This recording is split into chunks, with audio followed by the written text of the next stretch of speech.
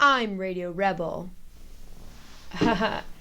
Just kidding. Okay, so this is like the third time I've recorded this. Not this whole thing, obviously, thank goodness. I've just been having trouble with, like, audio and so forth. It's kind of crazy. But no matter, because now I'm here and I am ready to go. Here, I'm queer, I'm ready to go. And everything looks much better now. Okay, so third time's the charm. Hi everyone. Thank you so much for tuning in again. I wanted to say thank you so much to everybody who listened to my last one. It was very vulnerable, and I'm gonna still be vulnerable, because, like, whatever.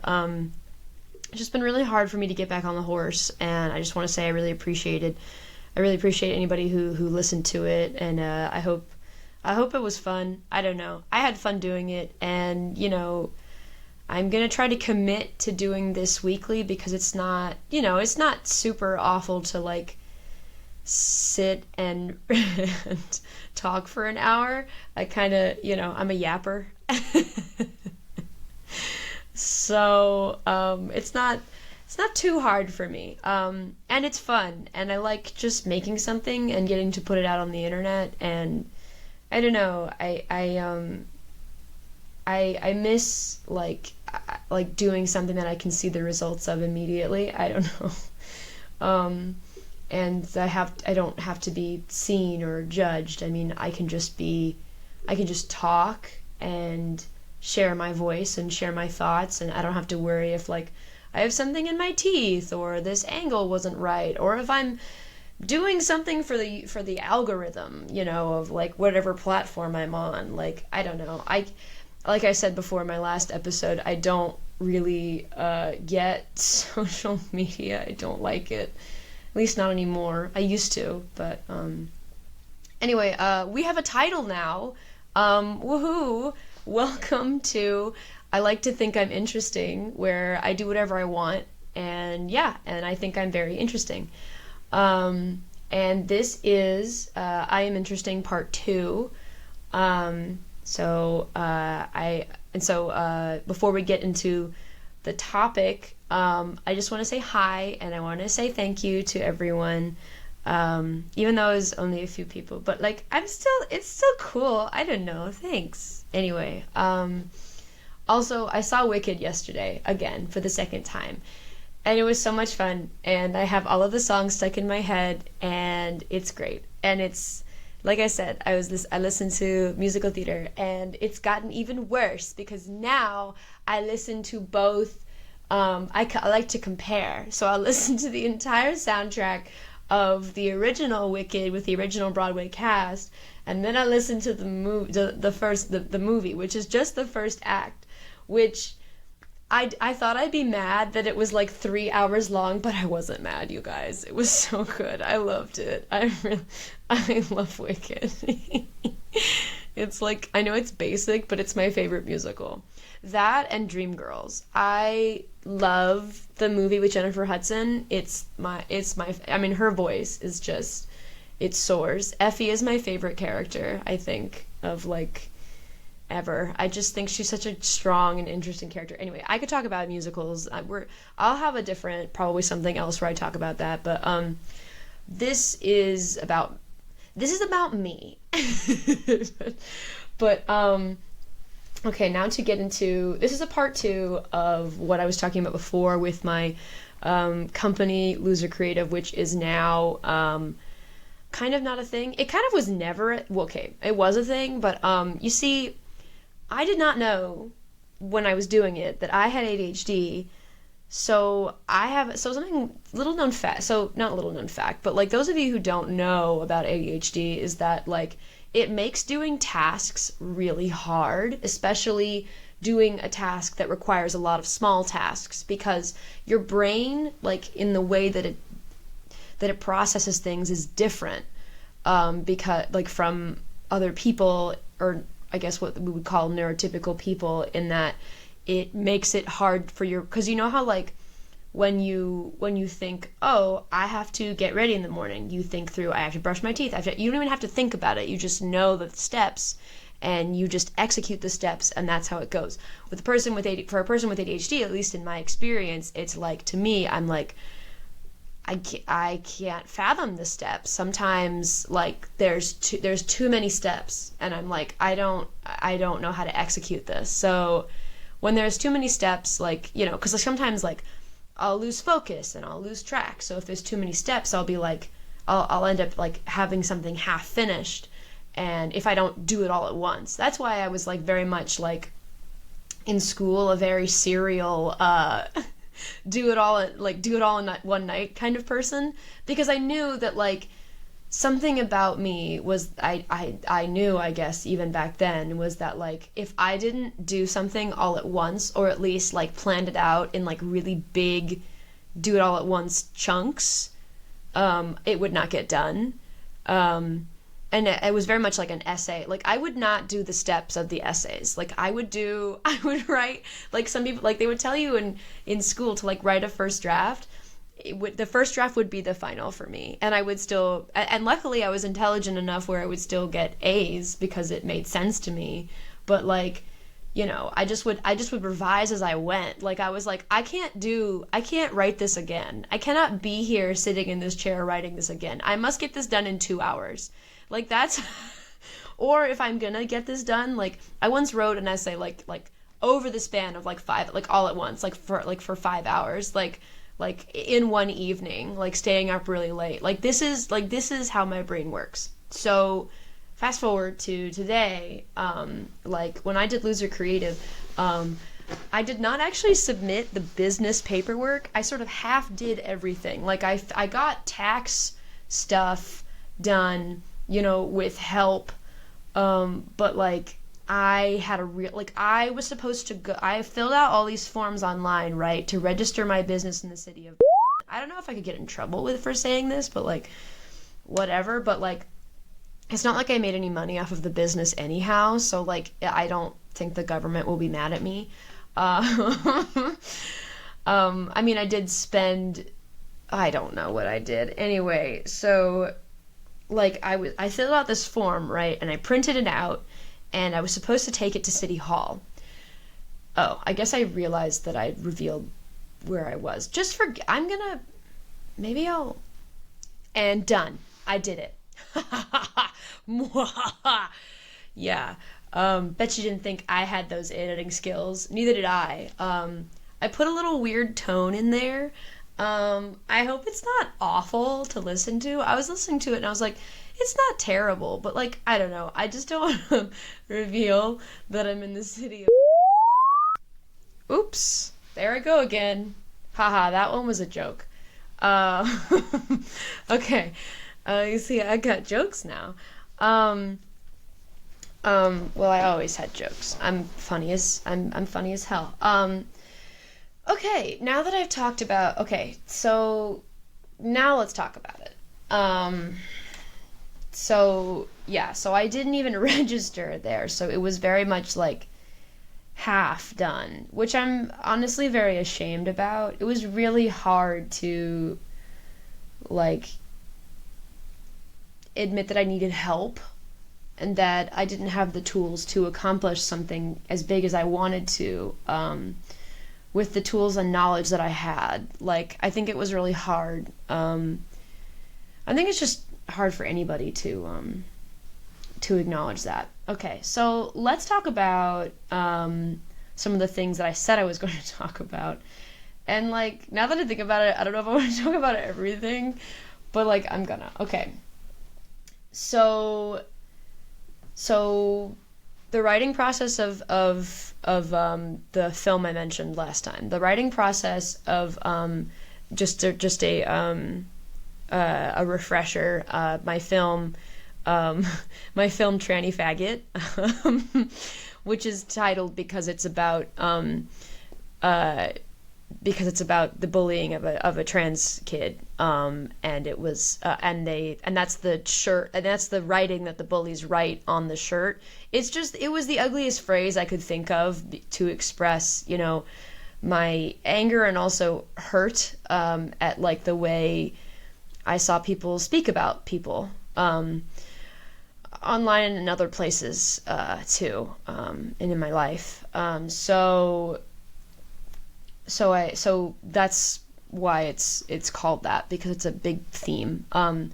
Anyway, and it was very much it's an art film. It's not, like meant for I don't know. It just was like my capstone, and I was like, I want to do something crazy, and it was crazy, and it was fun. So that's what I called it. So the writing process for that, so fun fact, actually, I originally wrote the first draft of this for a class in college, and it was not like the final product at all. It was it was called, and I might still do something with it in the future, but it was called Horse Girls of Z Apocalypse. You see, it's completely different. It was still zombies, but the idea was that it was also a summer camp, but the original idea was that it was a cast of characters entirely who were all trans, and who, it was sort of the question of like, what if horse girls survive the zombie apocalypse? It's because I saw a Tumblr post about it and I kind of fell in love with it, so I wrote this script, and somebody who read it was like, nothing happens in this, and it was supposed to be the pilot episode to a longer series, and it was like about a half hour, and like kind of I was told that nothing happened in it, but for me, like, I mean, it sets up that like the characters are in an apocalypse, but like there's zombies and stuff, but I guess it didn't do enough for this particular person I spoke to. Anyway, it wasn't realistic to do for a capstone piece, which is what I wanted to do it for. Plus, there were all this stuff about, like, I wanted to have horses, and I'm like, I know nothing about horses, and I do not have the budget for that, so it had to be put on the concept of the horses and the concept of horse girls, I found, because it's like a whole subculture, right? Like online about like, girls who have a very like specific affinity to horses. I want to do a bit more research about that, because like it is a really interesting phenomenon that's like very I don't know, and there's also a lot of movies and literature that support that and that are catering to that interest. So I'm just wondering what about that makes it such a, like what created that group, but anyway, so that was the concept, because I found the concept really fascinating, and I thought, okay, what if none of them were, what if like only a few of them were girls, but they were all trans, and some of them were non-binary, and what if the trans people survived the zombie apocalypse and they had to, like, because so often, like queerness is softness. It's like conflated with being soft, and it's like saying, oh, you're a sissy, you're soft, you're a pansy, you're a snowflake, you're not strong enough. But really, honestly, for the amount that they suffer in the world and the discrimination they face and the having to do it all alone, I mean, much like so many marginalized people, right? Marginalized groups, they have more strength than any of those people saying that, like it doesn't make you soft, it actually makes you the strongest, which is just something so like, I just remember thinking that and being like, because people would be like, this is so, I mean, you look at stuff about The Last of Us, right? And how Ellie is gay, right, in The Last of Us, and everybody was like, this is so political, and it's like, no, she's so strong and a badass, and that makes so much sense that she's queer, because being queer in real life, even without an apocalypse, is really hard. It's really hard, and in a lot of places it's almost impossible, like, and I mean, there's a whole, and the second, in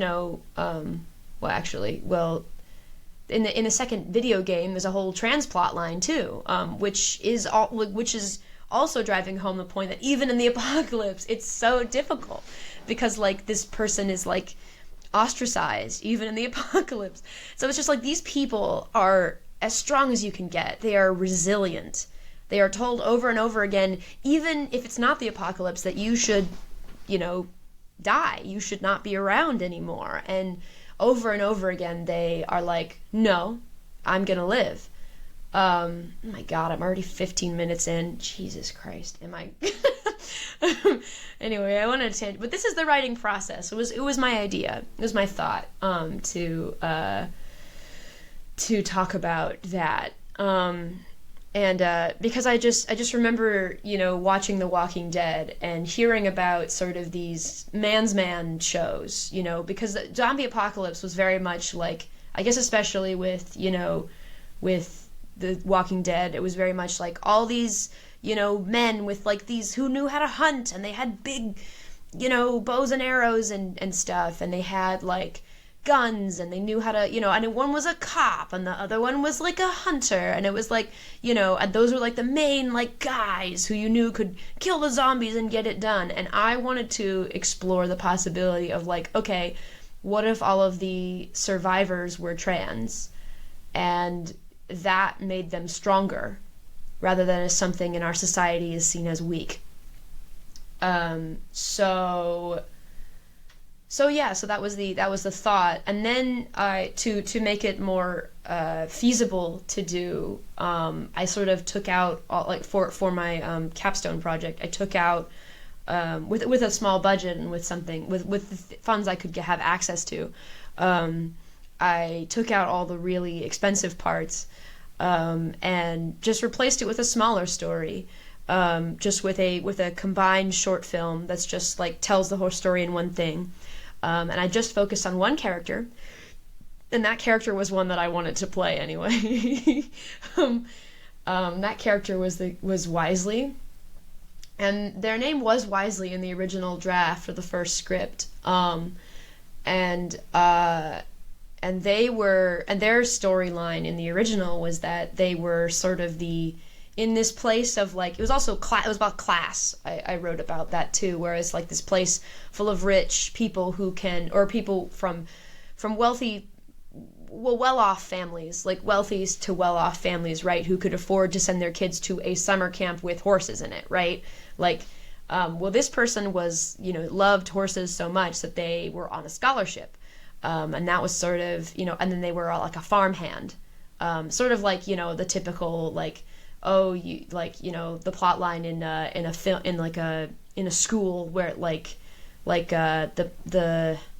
did you guys ever see Ned's Declassified School Survival Guide? I'm thinking about, on Nickelodeon, I'm thinking about the part where Lisa has to, Lisa and Martin Quirley and Mose, they all have to work in the cafeteria to pay off their school lunches because their parents can't send them money to pay for their school lunches, or they want to pay for their school lunches and they can't pack the lunch. Just they're paying for their school lunches so they get free lunch, so they have to do cafeteria duty. So I thought it was something like that, the sort of like, class difference in that. And I just thought that made them an interesting, I don't know, somebody different from everybody else. I mean, not that in a world of people, in the group of people who are all different, they are different for a different reason. So that was my thought. I took all of that out in the final thing because I really wanted to just focus on just the trans plot line, and make it into the zombies or the metaphor, because they were already the metaphor, but it was going to be more revealed like throughout the series, and I still might touch on that and try to make that into something, because I did very much like it. It was very much like a superhero team, that I have like a whole list of all of their all the characters and all of their names and pronouns and their weapons of choice and their favorite things. Sort of like a superhero profile is what I did for all of them. And in the script, I thought about doing this kind of fun thing where like I did a lot of pronoun switching.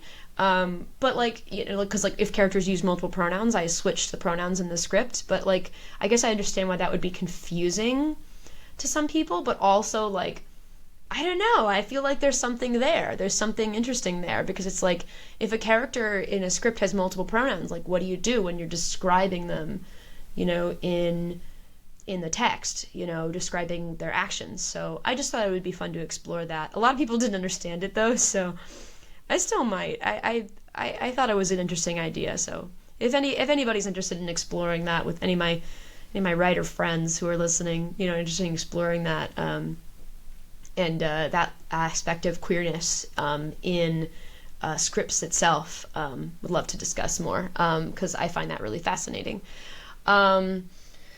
Oh wow, yeah. So that was the writing process, sort of, was the thought, and yeah, and it just developed from there. As filming went on, we had to change certain things, like I wrote this whole like cliff scene, and originally, see, if you haven't seen the film, like, you should go watch the film, because then you'll understand what I'm talking about. But like, there's this scene where like the main bully, who turns into, well, okay, whatever, I'm spoiling. The main bully who turns into a super zombie, there's a whole fight scene.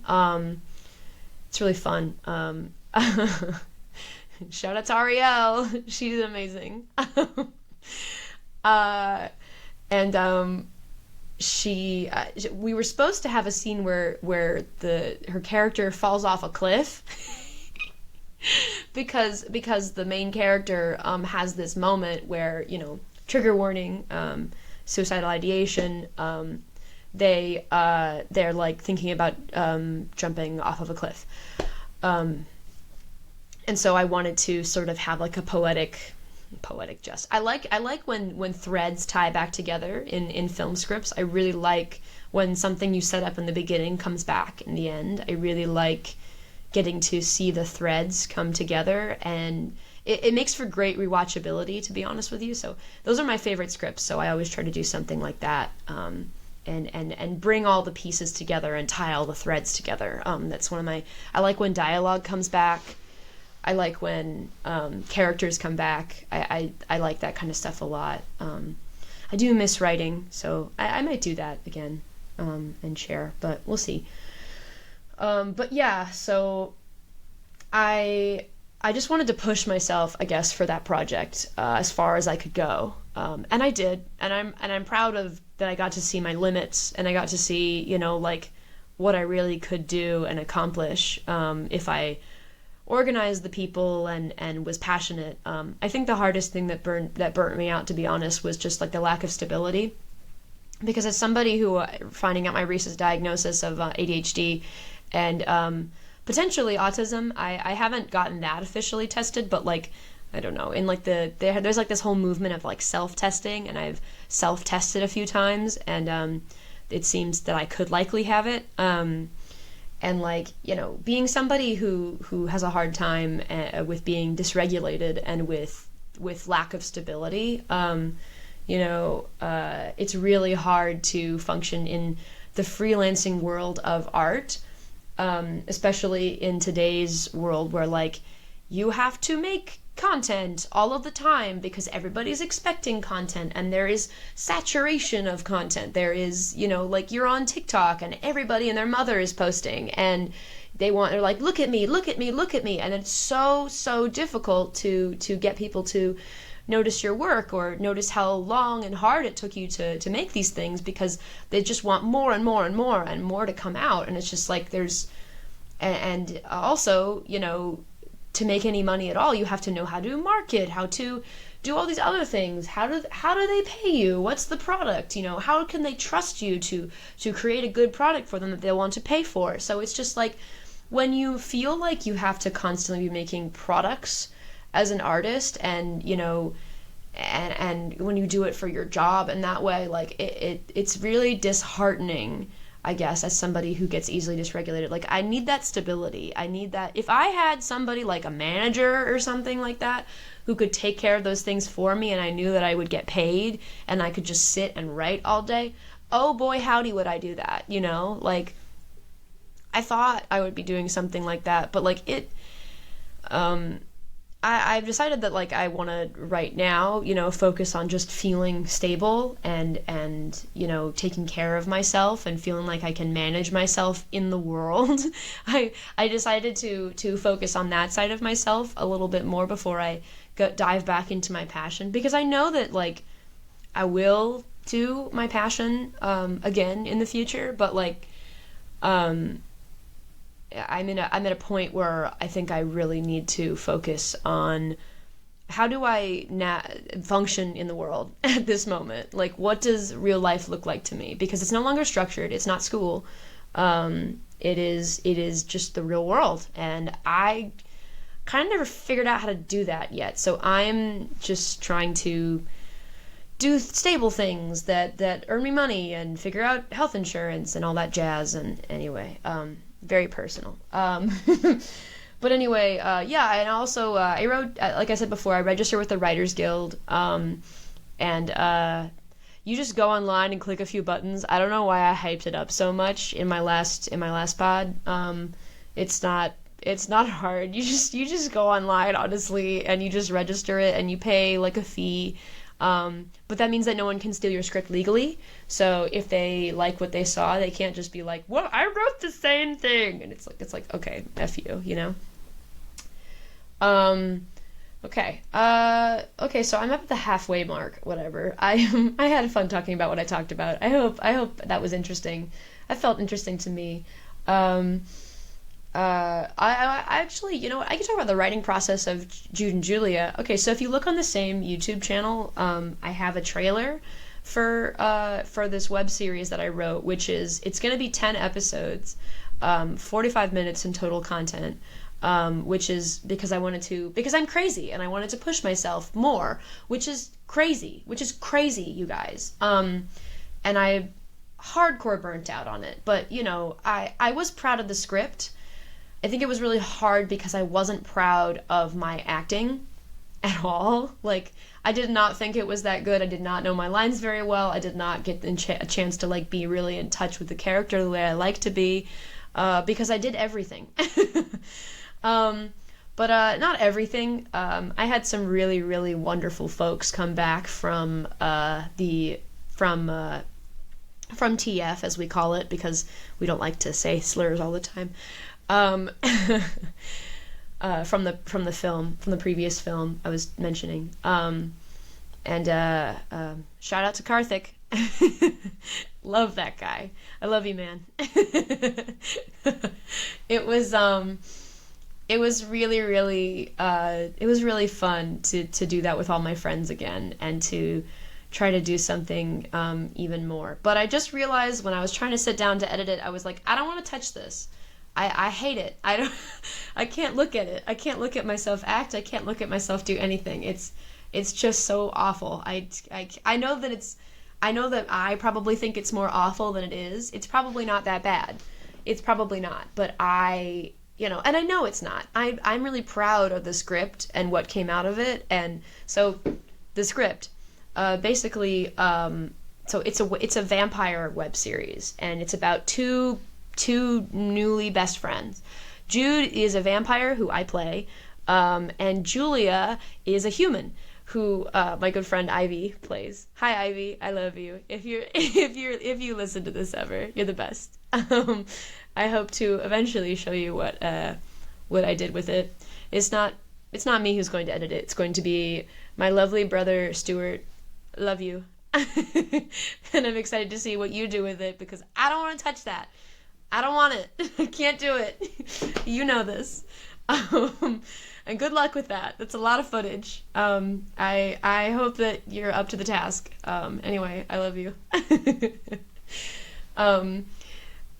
Stuart actually is in it as well. He plays a vampire. Very funny. Very funny.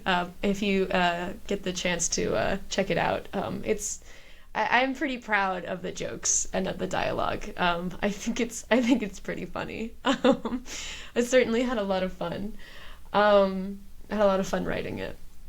But basically the concept is that like they're best friends, and they are it's kind of how I felt after college. They're both feeling burnt out. So the vampire is feeling burnt out because, honestly, because their family won't accept them for being trans. So common theme here. You know, I love to write about being trans. It's just something I find fun. I don't know, to explore queerness and specifically transness within a fantasy lens, because I feel like it's just so much easier to explore because people can suspend their disbelief so much, because it's a world that can exist with homophobia or without homophobia, or transphobia without transphobia. You know, it's a place that is so amorphous. I mean, it's not exactly a fantasy world. It's our world. But I just want to clarify that. It's our world. And there are vampires that exist in our world. You know, a la Twilight. Lots of Twilight references. I love making a Twilight reference. So funny. Oh God, I have to, Stu, when you listen to this, you have to make sure to put the Twilight blue filter on the second to last episode. You know what I'm talking about. You have to put that on there, just so you know. I'm gonna tell you this later, but you should do that because it's so silly. I think about the Twilight baseball scene all the time. The leg, the leg gets me. Anyway, but what was I talking about? Yeah, ADHD. I lose my train of thought. But anyway, yeah, so the vampire is there's this whole vampire lore that I made where it was like this character has to become the vampires sort of become their true selves, and then they become full vampires, and then they get more of their powers, and they get more of their, you know, they get more of their they just stop aging and they become their true selves. So Jude, though, hasn't fully formed, and basically hasn't taken over the family destiny. And there's this whole thing about, I was very inspired by Carmilla the web series. If anybody knows it, it's so good. I would recommend that one as well, because that one is also a web series about vampires, and about, it connects vampires with like eldritch horror type stuff, and with like creepy gods and things. Very fun, very good. Love those Canadians. It was made by Canadians. Love them. It's such a good. I love media. I feel I get so inspired. But yeah, so that's sort of the premise. I explain it. It's explained a little bit more in the show. But basically, like, their parents are like, you got to stop being who you are right now, because that's not how you're supposed to be. You're not supposed to be. You're supposed to form it, and that's sort of like, you know, adulthood. Like some adults, you know, who are threatened by their kids being trans, think that is not how they should be adults. They think that it is a phase, or it is something that is an expression of being a child. But this is just supposed to be sort of a metaphor of that it's not, and they're not going to grow out of it, and you have to accept them as they are, because that will be how they will fully form. It will be their evolved self, and you must accept it, because there's nothing else, you know. So okay, yeah. So and then of course, Julia is the human character in the Jude and Julia, and she has just graduated college, as I did. And you see a pattern. And she has a degree in English, right?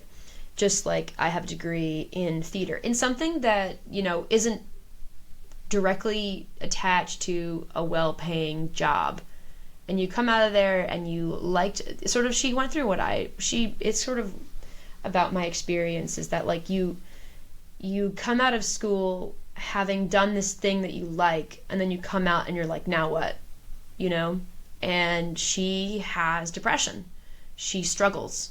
And she is just weighted to her bed all day, every day. And she is feeling failure all of the time, which is how I felt a lot coming out of school. It just was like, God, like I had so much in front of me, and now where did it all go? I don't know what and so it's basically about them both finding their spark again and inspiring each other to try again and to start living their lives again and to find that start back again and to find their way. And they sort of help each other. And one of those main ways they help each other is through video games. And that is explained in the series as well. I'm pretty proud of the script, to be honest. I really enjoyed writing it. I really did. And then so actually this was the characters of Jude and Julia, a vampire and their best friend, and the vampires and queer vampires. Like I had written it like a while ago, like some scenes from it, but it used to be just about the characters of Jude and Julia being gay, and it was this scene.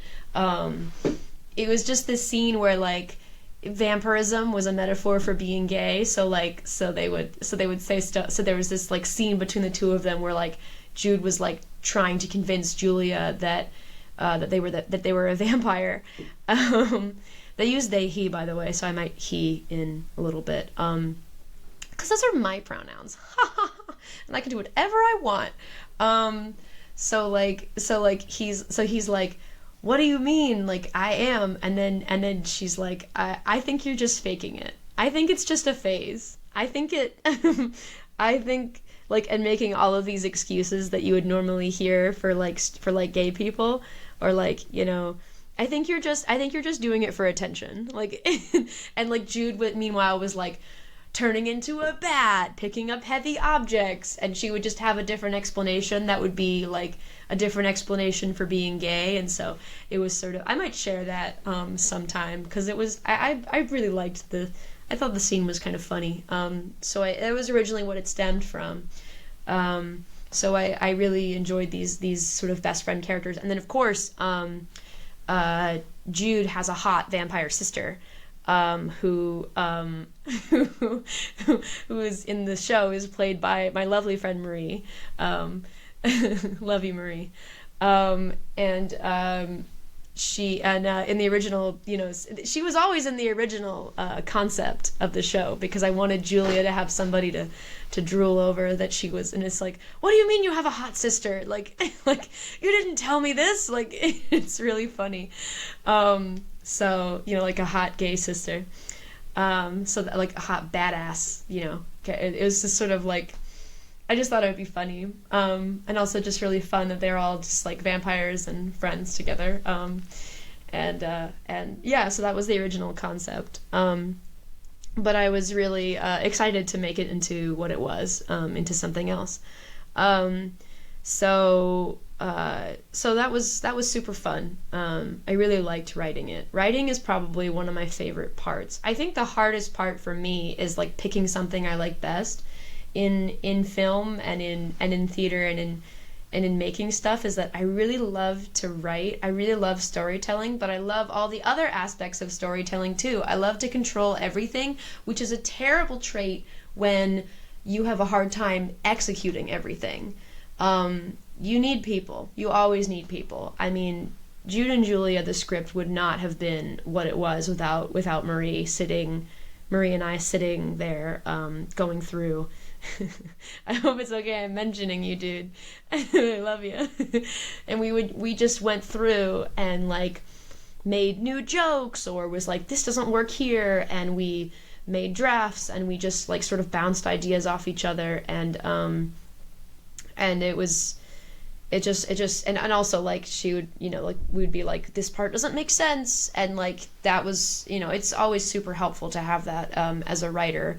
And to have somebody who's like, not a naysayer, has somebody who is like, whatever dream you have for this project, we can accomplish, like we can find a way. And that, shout out to Marie. Thank you for that. A writer's dream producer, that is. Anyway, So, I mean, yeah, I mean, people, I mean, as a writer, you know, I think it's really important to find people who like what you write. Like what you write. If you want to make it into something, it's important to find people who like what you write and who like are willing to see what the product could be and what the concept is, and who are willing to do what it takes to figure out how that can be accomplished. You know, like somebody who's like, well, we might not be able to do that in that conventional way, but what if we tried it this way? Like, that's just really, really valuable. And, you know, just being like, yeah, we can make that happen, you know? I just feel like that's the best way to be when it comes to trying to make something happen. And I've always wanted to be like that too. Oh my God, I've talked for so long, but I yeah, but I really do like talking about the writing process. It's really fun. I mean, I had this whole diagram of like of like the order of events. Like I wrote down all of the events of the episodes, what would happen in each episode, you know, how it would come to the climax, you know, what would, you know, happen there. So yeah, I hope that I can make it happen. I'm going slow and steady. Slow and steady wins the race. Lol. Yeah. Let's see. What we have we have 20 minutes, so I could just talk. I could talk about the next thing. The casting process. The casting process for TF. That's tranny faggot, if you did not know. So sorry for saying those words again. That was a bit harder than I expected. I basically tried to just put out like Instagram posts where I was like, hey, friends who I know who are all in theater, if you're not busy, these dates, which I have, can you please come and do this thing? Now, I had to do the main cast first, obviously, because those are the most important. So I obviously cast myself because, of course I did, because I'm crazy, and why would I do anything else but put myself through hell? And then I cast my good friend Lily. Hi, Lily, if you ever listen to this. Miss you. Let's chat. But she was my roommate at the time while I was writing it. And she played my character's best friend. There was just 3 main characters. There was my character, it was their former best friend, right? Their former best friend, more about it in the film, and the main mean girl, who was played by one of my closest friends, Ariel. Shout out to Ariel. Hi, Ariel.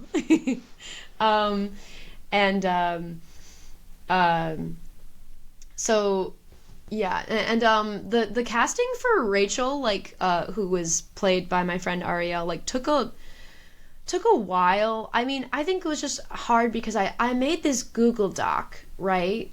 And like not a Google Doc. I made this like Google form, and I had people like submit their auditions or video auditions, and I had several people, like, I mean, not several, like a few, like who auditioned but then like withdrew their audition because like I guess my project wasn't good enough for them.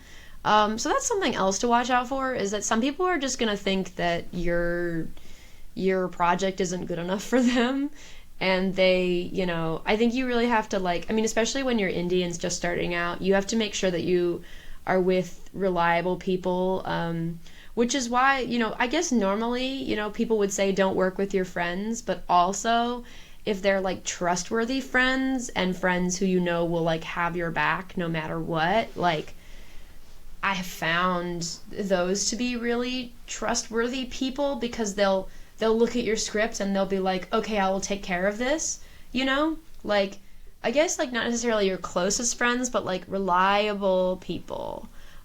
Because some people, unfortunately, are they just kind of think they just walk the earth thinking they're better than you, you know, or like acting like they're better than you, and just like, I don't know, I guess I just had that experience a lot where like in casting, like you know, I've trusted people that maybe have not deserved my trust for carrying out something that is so you know, I mean, like, going into it, right, you know that you're not getting paid, you know that it's an indie thing, you know that and so that makes it easier when you cast friends, because you know friends will understand that, and they will be there for fun, and they will mostly be there to support you, which is why you have to, obviously, like I said before in my previous episode, you have to make sure to be as kind as you can, and to accommodate as much as you can, and to, you know, be as grateful as you can. And I'm endlessly grateful for everybody who helped out in any production that I was a part of,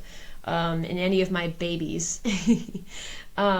Because, like, it's, you know, I mean, you're volunteering your time and your talent and your effort, and it does not go unnoticed and unrecognized.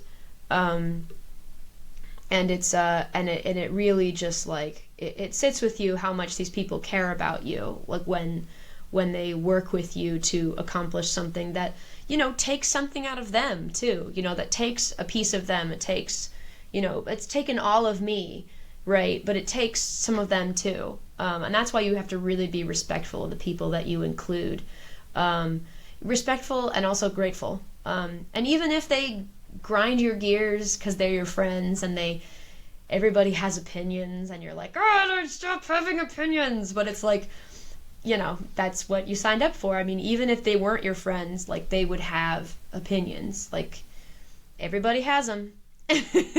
Everybody has opinions, and that's why you just have to be, you know, that's why you put yourself, you know, in a position where you know what it is that you want, and you're able to be open to what it is you didn't know you wanted, if that makes any sense.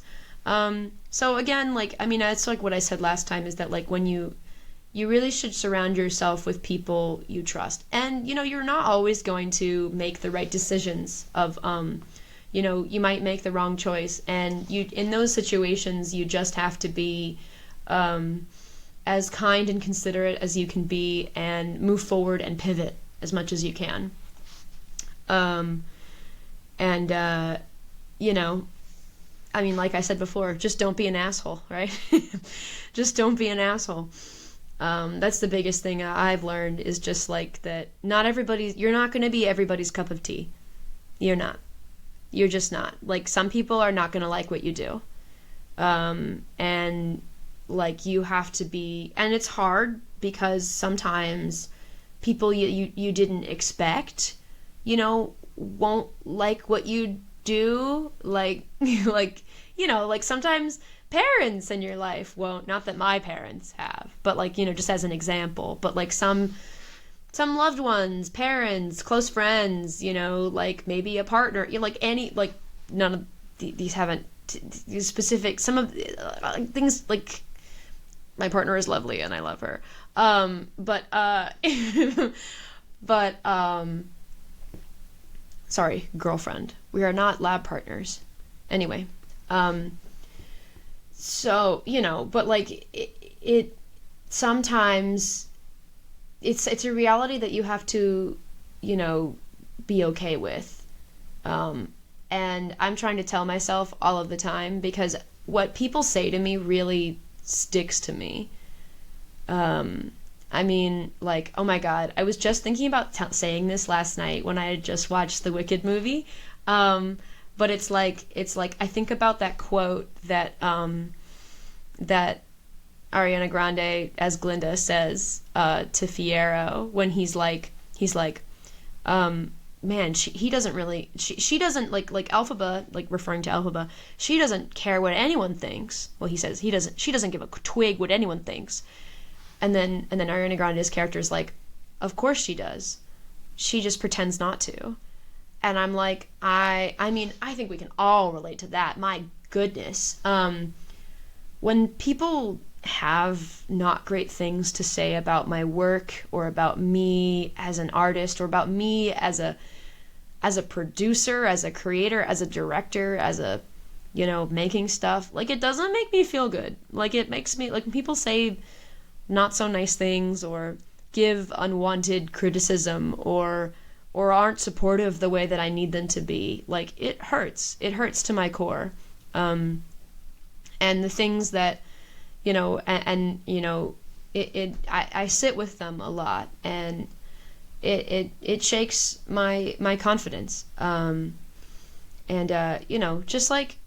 Just another reminder, and also wrapping up here, I guess.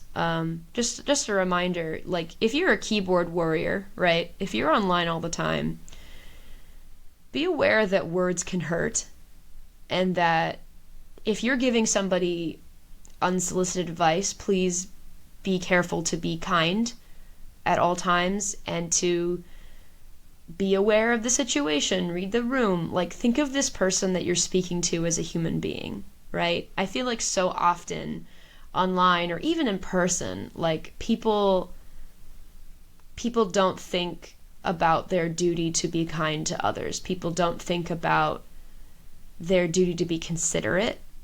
Because I think we all do. I think we all have a duty to be kind and considerate to each other, because, like, I mean, what's the point, right? If we're creating an environment where people are sad, like, I think the point of life is to be happy. I mean, I genuinely think that's it. I think the point of life is for everyone to spread happiness. I mean, we could look at it analytically all we want, but, like, I think that if I had to put a point to life, I would say it's to be happy and make others happy, because it feels nice. And maybe to also just experience all human emotion and to feel okay with that, and to, and everybody deserves that. So just, if you're in real life, or an artist specifically, let's talk about artists specifically. If you know an artist, somebody who's a singer, a painter, a writer, or anything like that, things that you say stick with us. The things that you say, like, whether they're meant to be hurtful or not hurtful, like, they stay with us and we think about them. And I think about them a lot, what people have said to me. I think about what every single person who has ever commented or talked about my work, I think about those comments all the time, like almost every day. And, the painful ones are painful, really, really painful. And the good ones are so good. And, I mean, that's part of it, but it's just like, I don't understand why so many people right now don't think before they write or speak, and they act like these people aren't real people, and they act like, if somebody makes content or somebody writes something or does something, that it's theirs to criticize or to be mean about. But just remember that those things are a part of that person, especially if they're not using AI. I mean, shit on AI all you want, honestly. Like, you can trash talk someone.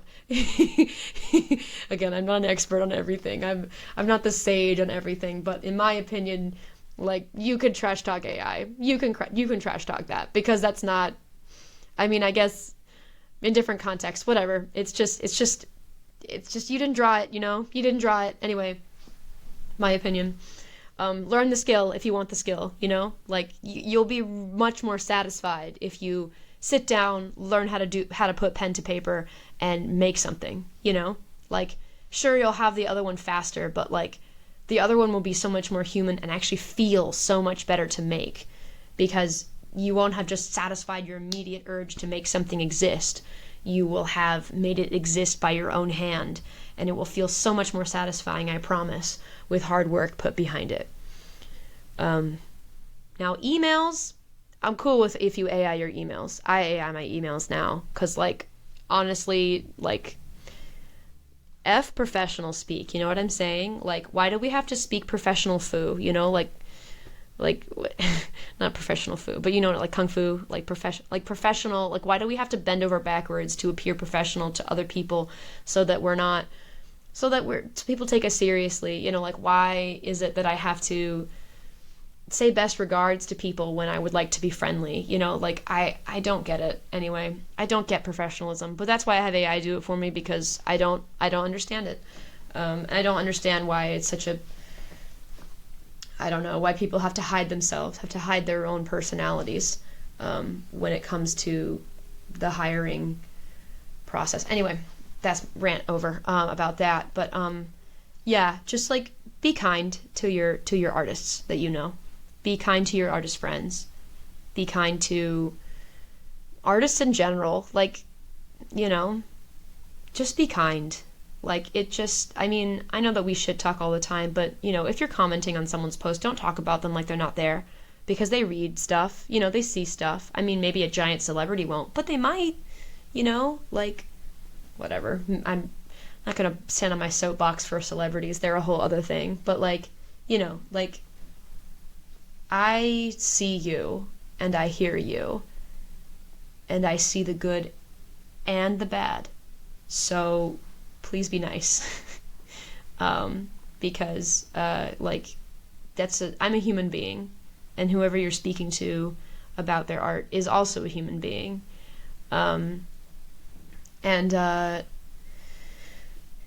Yeah, I think we need more humanity. Because it's, you know, it's not just bots. There's someone else on the other side of that screen, or on the other side of those eyes. There's a brain on the other side of those eyes, and there's a heart on the other side of that skin that you're speaking to. So, like, again, what is the motto? Don't be an asshole.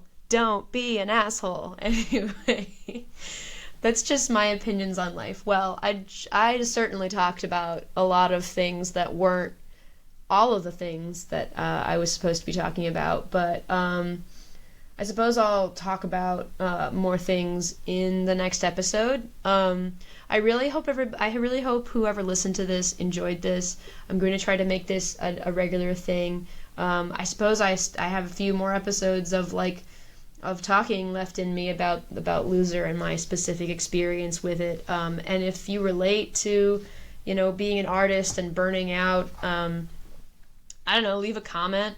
Because you can comment on Spotify now. It's kind of cool. I've never commented on any of these on Spotify. Let me know if I should, like, stop comments, or, you know, or if just comments are dumb and you just want to, like, listen. Whatever. Anyway, thank you. This has been, I like to think I'm interesting. I hope you found it interesting. I think I might say that at the end. I'll probably forget to. Alright. This is the end of the podcast. Beep boop ba doop boop boop doop.